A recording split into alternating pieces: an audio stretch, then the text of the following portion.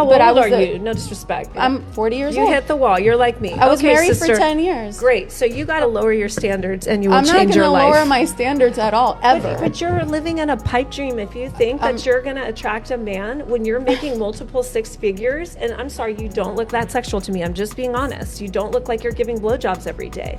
And are you going to be able to... I don't want to look like that, by the way. Okay, great. Cool. And let's see what kind of man you get. Do you think that you're going to be able to give up your business if a man comes to you? You're going to walk and drop everything because it's clear that your significance is what's driving your life, Jew. I'm not going to drop anything for any man. That's right. My point exactly. You're delusional to think you're going to get a high value man who's going to pay your bills, who you won't suck and you're not going to drop your six-figure business for him. Welcome to the TIP Network, where we offer that social commentary with that sprinkle of sarcasm. So what we got going on today? Let's break down just true or false. Okay. Let's play true or false. Lady in the red dress. Mm-hmm. Did she tell the truth? Do you believe she was telling the truth, 100% accurate? I believe so. Okay. I do believe so. And what parts do you think? About lowering her standards, about if you are going to have a business, this other woman, then you might have to get rid of that business if you want a high value man. Yeah. Now the BJ's thing, that's a bonus. I like that. Well, here's the deal. All right. So this is what ladies, when they get a certain age, don't understand. And at what age? I'm telling you that once you get 32, once you get 32, you are competing with 25-year-olds. Okay. Now, here is the thing that they really don't want to hear. And they get mad at Leonardo DiCaprio. They got mad at George My Clooney. idol. It's that it's a revolving door. These dudes who are 38, 39, 40, 45 years old, if they're in good shape, if they're looking good and they have the money, they're still getting 25 to 32-year-olds, right? And they're still banging women like, you know, the high-powered executive. I don't need no man, strong, independent types. But so you told me something about your boy. It was so real, and so you don't want to. You're not gonna paraphrase it. Okay, well, I've known this guy for a long time. He used to live out around these parts, and now he's making his way down in LA in the entertainment industry. And he told me why, and he's messing around with beautiful women, model types, and not IG models, entertainment types, not IG models, models. Let's just say entertainment types. All right, that's all I gotta say. Just let your imagination roam. And this is what he said to me. Why would I deal with a bad attitude of an average woman when I can get entertainment-looking ladies with a bad attitude? And I'm not even going to entertain the bad attitude. Yeah. I'm going to entertain an attitude that's compatible with mine and that they're all 8s, 9s, and 10s. So Patrice O'Neal scales, 20s on up. Easily. No, not even 20. 25 and 28, right? And I can attest. I'm proud of you, man. I'm proud of you. Oh my God. Scott came to, he's like, you the one. You're my boy, Blue. But all right, so here's my version of that. Right? You got a 40-year-old woman. 40-year-old woman who makes a lot of money. She says, okay, I want to be with you. I want to be a power couple. The man says, but what I want is someone who I can come home, who's going to be here to soothe me, who's going to have maybe pour my drink for me, because, as you understand that your day is hard. Well, my day is hard too. So I need somebody who's going to be my peace and be my sunshine in the rain. And so I'm going to need you to not work to be with me, because you don't need to work. Why are you worried about working? You don't need to work. Well, I'm not giving up my job for any man. Well, in this case, it seems like she's giving up a business. So it doesn't make a difference, because it's whatever you prioritize, you will get. But this is what she said too. She has to lower her standards. Yes. So if she wants to keep that lifestyle, and I encourage women, if you want to be a high-powered CEO of your own company, go ahead and go do it. You're just going to be alone. You're just going to be alone. You're just going to be alone. That's just the reality, because you have to have the trade-offs, right? Kevin Samuels always talks about the trade-offs. You don't have to like it. And you don't have to accept it, honestly. You are free to do what you want. Like I said, if you don't want a high value man and all these other things, or want those options, deal with a lower value man or whatever. But at the end of the day, ladies, you cannot have it all. Life is about choices and trade-offs. Choices and trade-offs. The world you is can't have it all, ladies. You can't have it all. Trade-offs, duty, and responsibility. You're just gonna have to trade. You're just gonna be alone. That's fine. Hey, listen. I've seen women who claim that they were perfectly fine being alone. Perfectly didn't need a man. I've never seen. I know a woman who I was a very young man. She was 35 years old, and I was. How young were you? I was 15. She was 35 years old. She was alone. She went through a divorce. Said she doesn't need a man. Made great money, right? She went from being an executive secretary at Genentech to an officer at Genentech. You know, smart lady. Congratulations. Last time I seen her, and I was 15. Last time I seen her, it was for 20 years. She was 55 years old. I was 35 years old. She said, "Oh man, I remember when I was your age." And I said, "Yeah, no, you were my age when I met you. I was a little kid." She said, "Yeah, cool, no problem." She's still alone. She was fine. Seen her 5 years ago. She's miserable because she's alone. She doesn't have her job anymore because she's not working anymore. You can only work for so long, right? You're not going to work till you die. She's traveled to all the places. She's already gone around the world. She's gone around the world. She's rich. She has great money. She lives in the Millbrae Hills, right? Which we know is a pretty affluent neighborhood, right? She travels. I asked her, "Why did you stay living here?" She said, "I want to be by the airport. I travel so much. 10 minutes away from the airport. Travel here, travel there, do everything she wants to do, right?"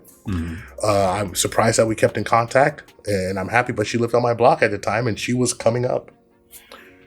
She doesn't have a family. She doesn't have kids, and all of her friends have died off. Her friends are dying off. So guess what?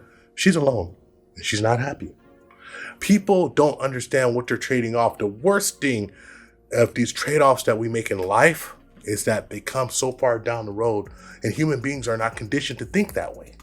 We're not conditioned to think 30, 40, 50 years in advance. And you're speaking of experience. I know some things you can't really divulge, but from your experience from a past profession, you've had firsthand experiences of what I've had people beg me to spend time with them because they didn't have anyone. And I was a stranger. And what was the majority of it was gender? It was a majority women. Okay. Right? It's a majority women.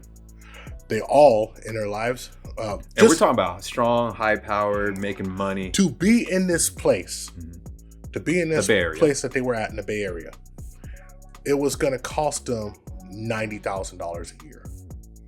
And these people had that and more. Matter of fact, the first bottle of Blue Label I got, this lady gave it to me as a gift because I sat with her and talked to her for 45 minutes. And she says, "Oh, well, take a bottle of Blue Label." And I was like, "Oh, because I just had started drinking scotch and I wasn't going to drink a $300 bottle of scotch all right away, right?" She was like, "No, go on, take it." And she says, "I got plenty of it. I used to distribute that. That was my job in the Bay Area. I distributed this all over the Bay." But she's not doing it anymore. And like every time I went to her, she'd try to give me something. If I couldn't stay, she would beg me to stay. She'd bribe me with money. Loneliness is a bear. Last thing I'm gonna say is that really, and the kicker on top of that is when the lady in the red, right? And she said, "Listen, you don't look like the kind of lady to give your man a blowjob when he comes home." She's like, "I don't want to look like the type of woman to give him a blowjob every day." Why don't you want to look like the type of woman to give your husband a blowjob every day? Basically, the way she's saying it, she looks uptight. Yeah. That is doesn't want to do anything but have the man to please her instead of wanting to please her man. To make his life a little easier. When I see that, when I see that type of person, I know that they're destined to be alone. Really? And she's a pretty person. She's beautiful, but she can't compete. She can't compete with 25-year-olds. And the man she wants is going to look at her and get a taste of her attitude. And he's going to say, "Let me talk to this 25-year-old. Let me talk to this 30-year-old because this 30-year-old still has magic in him."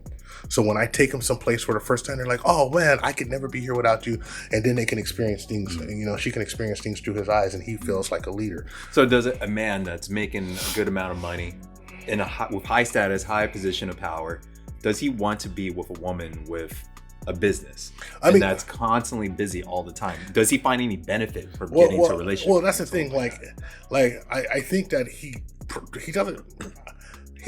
It's impressive if somebody can run a business no matter who you are. Oh yeah, of course. It's impressive, right? But I think. But in a relationship, though. But I think when you look at those, I've never looked at a woman running a business. I know female attorneys. I know female doctors. I've never looked at them and say, "Wow, that's the type of wife I want." I've never done it. I've never done it. And hey. Maybe they look at me and says, "Well, I don't want you for a husband." Okay, that's fine. Good. We agree. No problem. The problem is though, I think like the majority of men. Because I don't know one man, including CEOs that I work for, who married that type of woman. They don't marry that type of woman. Didn't you tell me something about CEOs usually marrying outside Every the CEO, country? the 10 CEOs that I've known, I've worked directly for, either as a contractor or direct employment. They've all married foreign women. Really? They all married. So they were passport bros. Well, they weren't. Gentlemen with a blue book and a little black book. They met most of the women here. I would say they didn't go get them.